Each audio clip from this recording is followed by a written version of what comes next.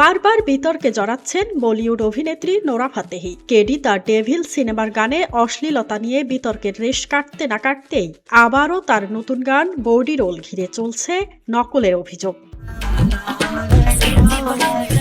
জনপ্রিয় সঙ্গীতশিল্পী ইয়ো ইয়ো হানি সিং এর সঙ্গে নোরার এই নতুন গানটি মুক্তির পরই সামাজিক মাধ্যমে শুরু হয় আলোচনা সমালোচনা। কয়েকদিনের মধ্যেই ভিডিওটি 20 লাখেরও বেশি ভিউ পেলেও দর্শকদের একাংশের দাবি ভিডিওটি নেটফ্লিক্সের জনপ্রিয় animated series love death and robots আলোচিত পর্ব জীবাণু থেকে অনুপ্রাণিত নয়, বরং প্রায় হুবহু অনুকরণ।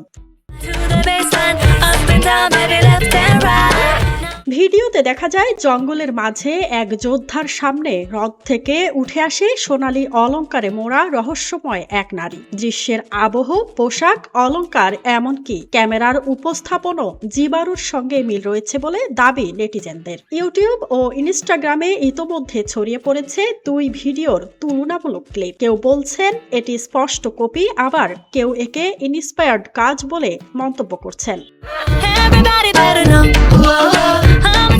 যদিও বিতর্ক নিয়ে এখন পর্যন্ত মুখ খোলেননি নোরা ফাতেহি বা হানি সিং, তবে সামাজিক মাধ্যমে আলোচনা থামার কোনো লক্ষণই নেই। মাঝহাবিন মৌ, ডেস্ক রিপোর্ট, RNB নিউজ।